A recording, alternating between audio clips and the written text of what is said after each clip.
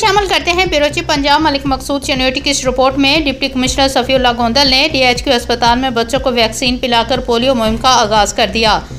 DHO doctor खुशनूद और दीगर महकमा हेल्थ अफसरान मौजूद थे। डिप्टी कमिश्नर ने बच्चों को कतरे पिलाए और उनकी उंगलियों पर वैक्सीन पीने की तस्दीकी स्याही के निशानात लगवाए।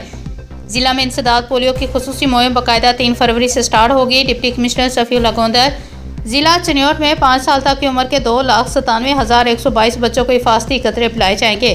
इंसदाद पोलियो की खुसूसी मुहिम को 100% कामयाब बनाने के लिए तमाम तर इंतजामात मुकम्मल हैं। वालिदैन अपने छोटे बच्चों को हिफाजती कतरे लाजमी पिलाएं।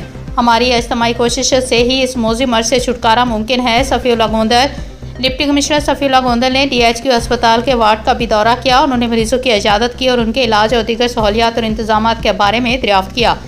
डिप्टी कमिश्नर ने डिप्टी MS और दीगर डॉक्टर्स को तमाम तर अद्वियात अस्पताल से ही फराहम करने की हदायत की। डिप्टी कमिश्नर ने अस्पताल में नए सर्जिकल वार्ड के जारी काम को भी चेक किया। कंट्रेक्टर का तमीराती काम मज़ीद तेज़ करने की हदायत।